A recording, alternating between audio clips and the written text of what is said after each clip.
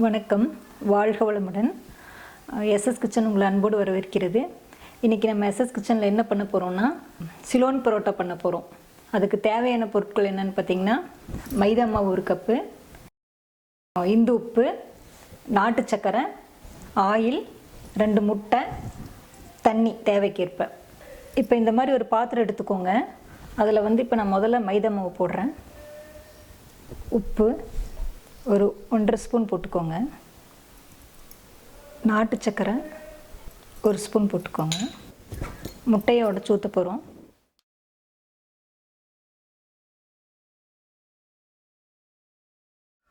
Oil ஒரு 3 spoon ஊற்றிக்கோங்க.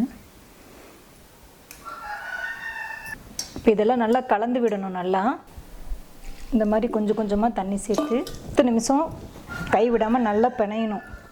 அப்போ தான் புரோட்டா நல்லா வரும். 10 நிமிஷம் பிணைஞ்சதுக்கப்புறம் பார்த்திங்கன்னா இந்த மாதிரி சாஃப்டாகும்.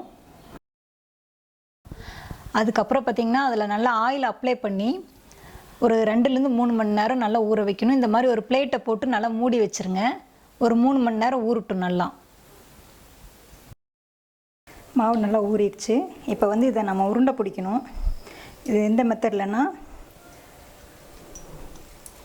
இப்படி அழுத்தி பிடிச்சோம்னா மேலே இந்த மாதிரி வரும். இது இந்த மாதிரி வரும்.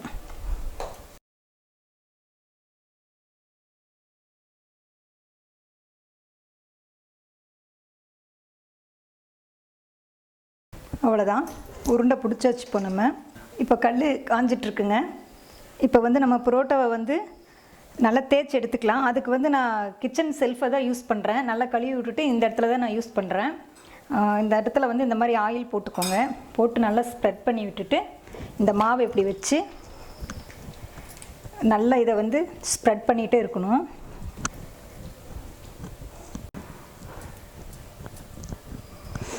இந்த மாதிரி நல்லா ஸ்ப்ரெட் பண்ணிகிட்டே இருந்திங்கன்னா நல்லா மெலிசாக நமக்கு கிடைக்கும். இதில் நம்ம ஆயில் நல்லா அப்ளை பண்ணியிருக்கிறதுனால இதில் நம்ம எவ்வளோ இழுத்தாலும் நல்லா ஸ்ப்ரெட் ஆகி வரும். நல்ல மெலிசாக எவ்வளோ இழுக்க முடியுமோ அவ்வளோ இழுக்கணுங்க. அது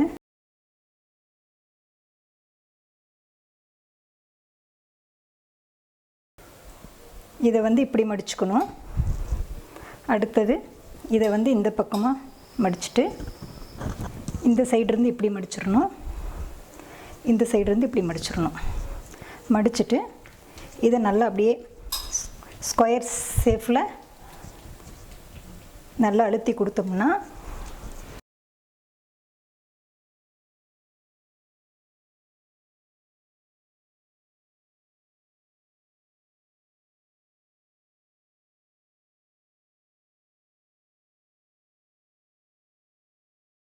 கல் நல்லா காஞ்சிருச்சுங்க.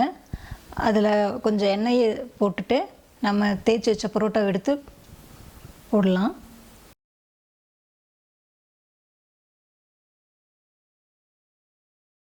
வெந்துருச்சுங்க.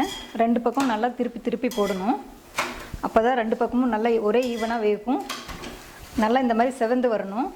இப்போது சுவையான சிலோன் பரோட்டா ரெடி ஆயிடுச்சு. இதுக்கு வெஜிடபிள் குருமா நான் ரெடி பண்ணியிருக்கேன். அது நெக்ஸ்ட் வீடியோவில் நான் அப்லோட் பண்ணுறேன்.